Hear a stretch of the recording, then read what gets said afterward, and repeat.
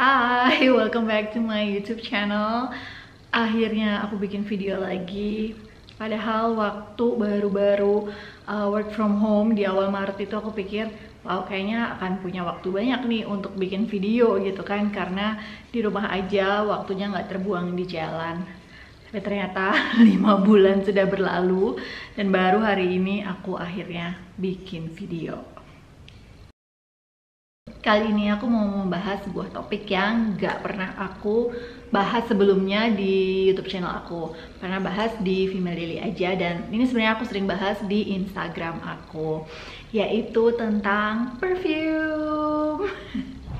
Tapi aku tuh sebenarnya pengennya, rencananya nih bikin ini jadi kayak sebuah segmen atau program sendiri gitu, dimana aku memang secara regular posting video tentang perfume. Namanya apa belum tahu, tapi kalau di Instagram aku tuh selalu pakai highlight atau hashtagnya tuh Hansky Scent Story, karena aku percaya every scent has its own story. Jadi mungkin namanya itu ya. Kenapa tahu-tahu pengen bahas tentang perfume? Sebenarnya emang udah suka perfume tuh udah lumayan lama ya, tapi memang selama pandemi ini aku jadi kayak lebih intens lagi sih untuk mempelajari tentang perfume karena itu tuh satu-satunya hiburan aku selama di rumah gitu. Dimana ya kalau kayak makeup udah nggak terlalu pakai, paling pakai lipstick aja, terus skincare juga ya udah kayak gitu-gitu aja gitu. Sementara kalau perfume itu kayak sehari aku bisa pakai 2 atau 3 kali gitu.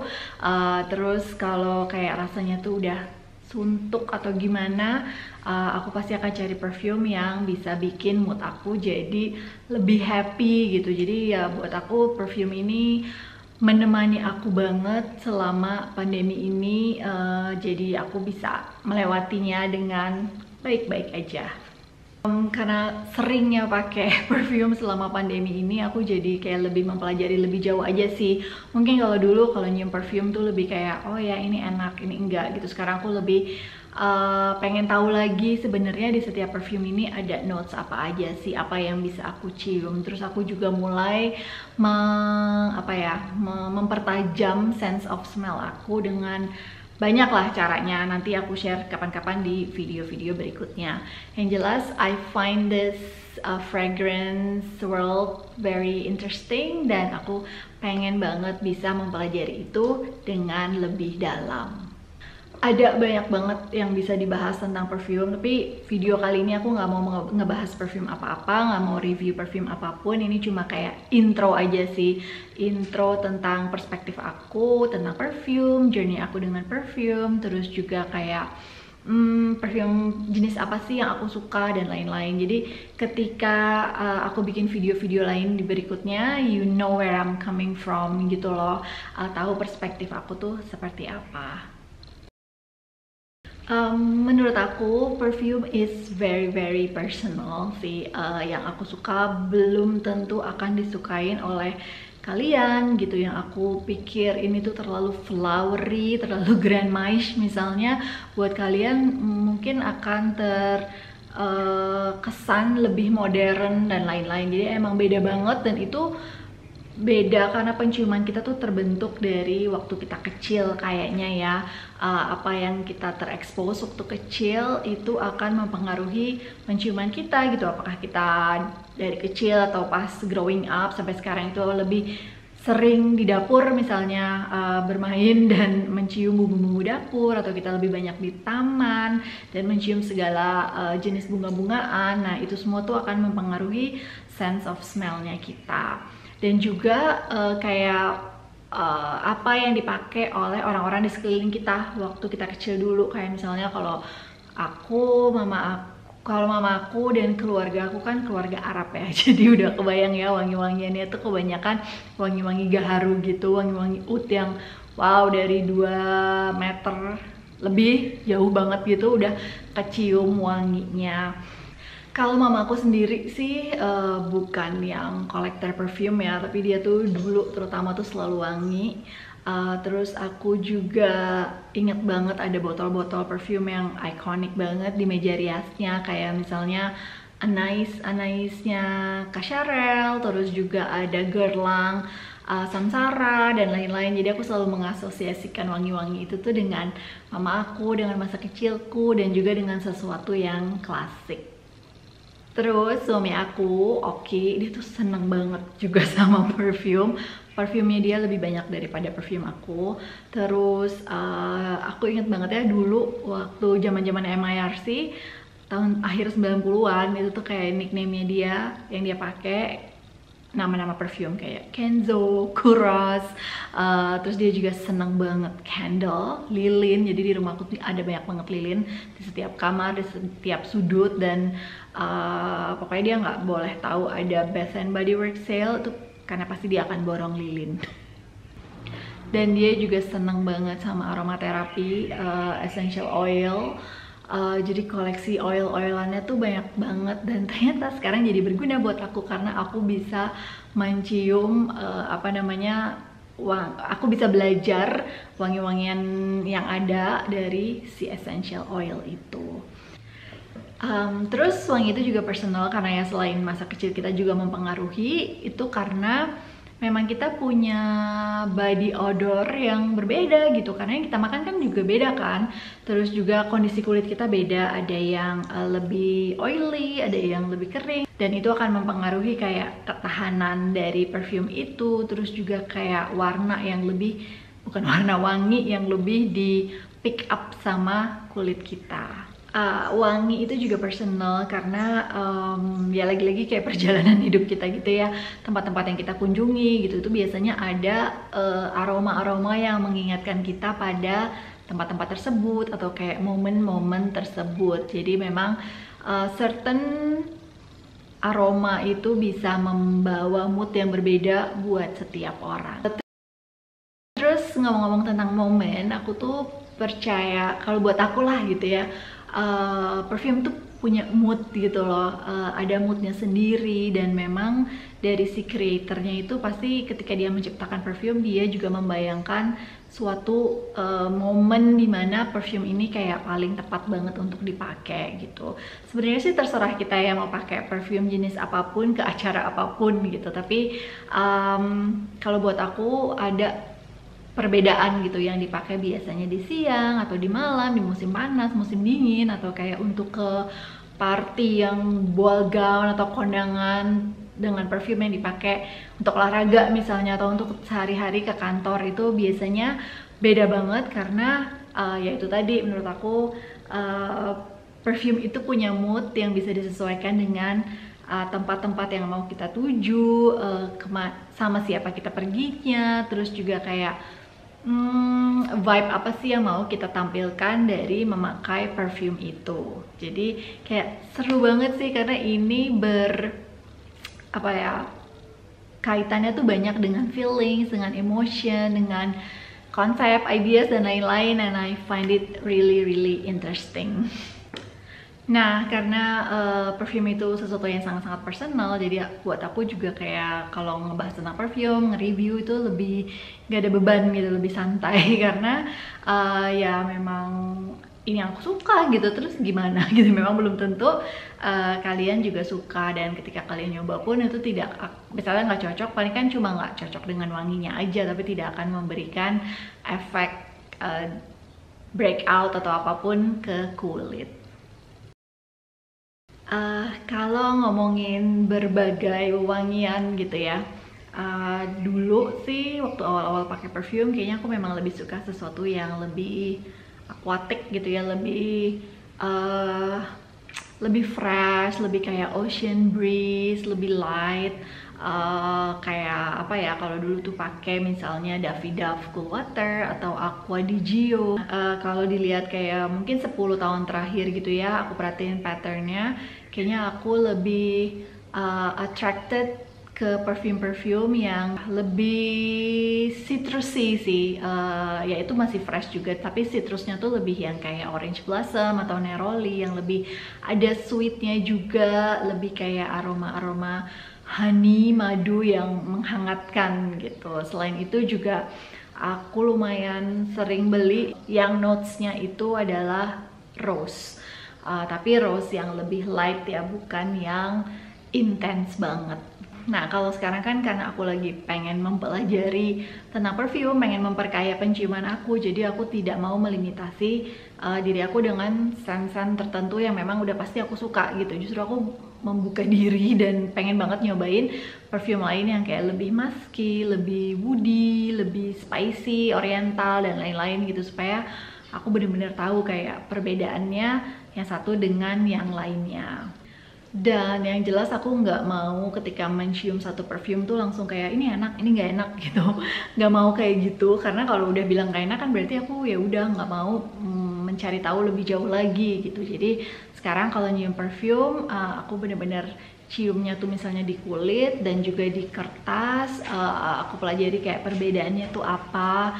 Terus juga aku nggak langsung lihat notesnya, tapi aku mencoba dulu menerka gitu ya, menebak-nebak ini tuh wangi apa, apakah floral atau fruity. Kalau floral tuh kira-kira bunganya tuh apa, terus misalnya bunganya jasmine, jasminenya tuh yang kayak gimana sih gitu. Jadi kayak memang pengen tahu lebih detail lagi.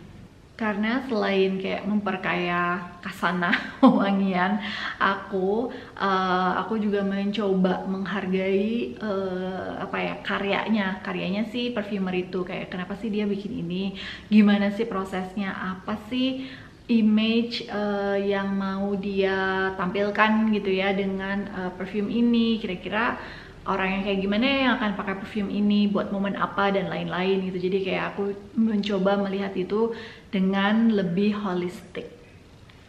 Yang jelas aku memang pengen pengen punya kayak perfumer drop gitu loh, dimana aku punya segala jenis perfume dengan berbagai notes gitu, dengan semua aroma yang ada. Jadi kayak baju lah, kalau baju kan pasti ada yang dipakai buat kondangan, ada yang buat kerja, ada yang buat olahraga dan lain-lain. Nah aku juga pengen punya the complete collection kayak gitu. Kalau ngomongin tentang perfume, pasti akan ada lah pembahasan seputar kayak favorite brand atau favorite fragrance house-nya gitu. Cerita dikit kali ya, kalau dulu pertama-tama kali aku pakai perfume sendiri itu di SMP atau SMA gitu, standar lah ya, pakai dari brand yang dipakai semua anak-anak SMP dan SMA pada zamannya gitu, yaitu perfume dari The Body Shop, terutama yang White Mask, terus juga kayak body spray dari Marks and Spencer. Nah waktu aku kuliah, aku sempat kuliah di Australia setahun. Di situ aku terekspos dengan department store brand kayak misalnya Giorgio Armani, pokoknya brand-brand yang ditemuin di department store lah. Terus aku sempat kuliah juga di Amerika. Pas di sana mulai kenal dengan brand-brand yang klasik American banget lah, kayak Gap, Banana Republic, itu semua mereka punya perfumenya masing-masing. Juga kayak The Bath and Body Works, Victoria's Secret. Terus setelah itu udah lulus kuliah, mulai melirik niche brands yang kayak Annick Goutal, Jo Malone, Diptyque, Byredo dan lain-lain gitu. Kayaknya jenis perfume yang aku belum punya itu adalah perfume-perfumenya selebriti. Tapi aku akan coba sooner or later karena balik lagi emang pengen mencoba segala jenis perfume. Nah, kalau sekarang lagi-lagi karena memang aku pengen tahu lebih banyak, terus juga memang udah lebih menghargai proses di balik pembuatan perfume itu. Jadi aku sih an equal opportunity perfume enthusiast, dalam arti aku ada perfume dari The Body Shop, dari Zara, ada juga yang dari Dior, Chanel, Tom Ford, sampai ke apa ya pokoknya hampir dari semua price point itu aku ada. Tapi memang I always have a soft spot for Chanel sih. Baik itu fragrance-nya, beauty product, tas, sepatu dan lain-lain gitu. Jadi kalau disuruh milih satu itu kayaknya Chanel sih. Bukan hanya karena dia an aspirational brand for me, tapi juga memang kalau ngomongin perfume ya udah pasti akan berkaitan erat dengan Chanel karena it's one of the earliest brand. Terus juga banyak banget perfume klasiknya gitu yang memang dari awal tahun 1900 sampai sekarang tuh masih ada dan jadi inspirasi banyak perfume-perfume lainnya. Oh ya, kalau ngomongin tentang perfume house gitu, pasti kita juga akan ngomongin tentang the nose behind it gitu, kayak perfumernya tuh siapa sih gitu. Dan ternyata tanpa aku sadari gitu ada satu perfumer yang memang aku suka banget. Aku udah beli beberapa perfumenya tanpa aku tahu gitu, itu tuh sebenarnya dia juga gitu yang bikin, padahal kan brandnya juga udah berbeda gitu. Nah, dia tuh namanya Christine Nagel. Sekarang dia di House of Hermes, dia yang bikin perfume Hermes Twilly. Nah, sebelumnya dia di Jo Malone, dan beberapa perfume favorit aku di Jo Malone itu dibuat oleh Christine Nagel ini. Sebelumnya dia juga sempat di DNG, terus juga ada satu perfume Narciso Rodriguez yang aku suka, itu juga ternyata kreasinya dia gitu. Jadi menarik sih kayak untuk tahu sebenarnya siapa sih yang bikin perfume ini, dan jadi terus kayak udah bias gitu, kayak pokoknya apapun yang dia bikin pasti aku akan suka karena memang kayak satu selera gitu. Terus buat intro apalagi ya? Oh, mungkin proses pembelian perfume ya. Dulu tuh aku sering banget beli perfume karena nyium wanginya temen aku gitu. Either nyium wanginya temen aku atau kayak aku lagi ke rumahnya terus ngeliat di toiletnya misalnya ada perfume apa, terus aku cium kok enak gitu. Jadi ada beberapa yang aku belinya tuh gara-gara itu gitu. Nah, selain itu aku biasanya beli perfume di saat lagi travel, karena pertama emang ada banyak perfume yang nggak ada di Indonesia gitu, jadi pas lagi travel ya dipuas-puasin gitu. Terus juga karena pengalamannya lebih menyenangkan aja, karena biasanya kalau di sini di department store tuh baru masuk aja udah diserbu gitu kan sama si sales associate, jadi kayak nggak menenangkan banget nih prosesnya. Terus juga karena aku selalu pengen ini sebenarnya di awal tuh tanpa disadari gitu, kayak aku selalu beli perfume ketika lagi liburan, terus jadi wanginya itu mengingatkan aku pada momen-momen liburan itu gitu. Ternyata aku sudah melakukan itu dari kayak 2007 sampai sekarang. Jadi setiap ke tempat baru aku akan lihat perfume, aku akan coba perfume dan akan beli gitu di hari-hari pertamanya, dan setelah itu aku akan pakai terus selama liburan itu. Jadi memang wanginya mengingatkan aku sama kota tersebut dan juga momen tersebut. Tapi kan ya sekarang lagi nggak bisa kemana-mana, jadi aku nggak beli perfume dong. Makanya sekarang aku jadi lebih, ya mau nggak mau lah ya, beli perfume yang memang ada di Indonesia dan bisa dibeli lewat WhatsApp gitu, atau bisa dibeli online. Oke, terakhir nih mau cerita kalau akhir tahun lalu aku travel kan, dan salah satu yang aku kunjungi adalah satu kota namanya Grasse. It's in south of France and it's the world capital of perfume, karena memang ada beberapa factory yang legendaris ya di situ, udah ratusan tahun di situ. Terus juga ada banyak perfume houses yang punya perkebunan gitu di situ, perkebunan melati, lavender, rose dan lain-lain, kayak Chanel, Dior, itu semua nggak semua, maksudnya beberapa bunga-bunganya tuh dari situ.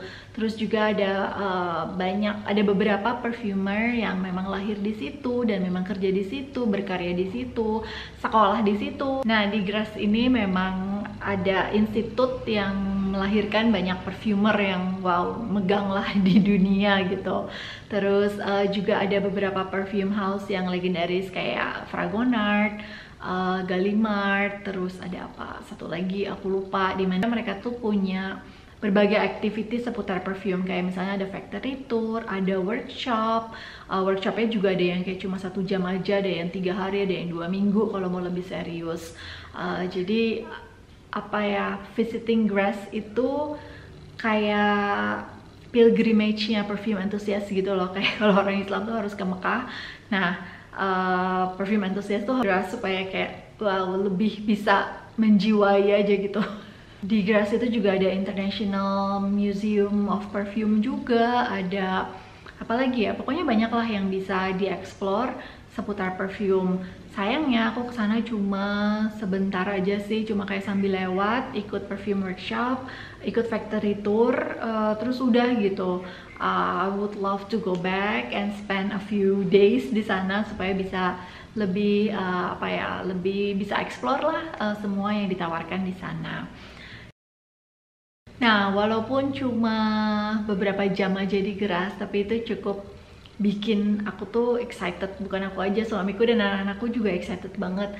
Dan buat aku itu kayak membangkitkan kembali mimpi aku. Salah satu mimpi aku lama yang gak pernah aku revisit lagi karena ya memang gak sempet sama sekali. Yaitu aku pengen banget punya brand perfume sendiri. Mimpi aku ini juga pernah aku share di Instagram kayak 2 atau 3 tahun yang lalu, tapi ternyata setelah 3 tahun masih belum diwujudkan juga ya. Dan lucunya ya, aku tuh pernah ngobrolin tentang perfume sama Nopai gitu. Ya maksudnya kalau memang kita akan bikin sama-sama gitu. Dan lucunya ketika liburan kemarin yang aku ke Graz, dia ada di Milan, dia tuh nginep di sebuah hotel yang dulunya adalah sebuah pabrik parfum, dan itu dia baru tahu ketika udah sampai sana gitu. Jadi bukan sesuatu yang direncanakan dari sebelumnya. Jadi kayak wow, it's the universe trying to tell us something. Tapi walaupun aku tuh pengen banget punya perfume brand sendiri, aku nggak buru-buru sih, kayak nggak harus sekarang kok bikinnya gitu, nanti masih nggak apa-apa, karena aku sendiri masih pengen membekali diri dulu nih, membekali diri dengan semua pengetahuan yang harus dipelajari gitu ya tentang perfumery ini, baik dari notesnya, kayak raw materialsnya, terus juga sejarah. Jadi kayak tiap notes itu punya notes atau accords itu punya sejarahnya sendiri-sendiri, kapan dia mulai dipakai di dunia perfumery dan lain-lain. Terus aku juga pengen mempelajari kayak ya prosesnya, terus semua potential partners yang ada, pengen bisa dapet yang memang bener-bener cocok dan sejalan sama aku. Jadi aku tuh nggak pengen ngelihat ini sebagai business opportunity aja gitu, karena ini memang sesuatu yang aku sangat-sangat passionate about. Terus juga it will be very personal, dan walaupun nanti setelah aku mempelajari lebih jauh juga tetap aja ya pengetahuan aku nggak akan sama dengan professional nose gitu. Tapi at least if I wanna launch something, aku punya sedikit kredibilitas lah di situ gitu. Dan juga again, since it will have my name on it, I will have to make sure it's something I'm really proud of. Wow, udah panjang ya videonya kayaknya, padahal ini juga baru video intro. Anyway, itu dulu untuk sekarang. Kalau kalian ada ide atau suggestion untuk topik-topik seputar perfume, please let me know in the comment below. Thank you for watching. Sampai ketemu di video-video berikutnya di mana kita akan bahas segala isi dari botol-botol cantik ini. Thank you. See you next time.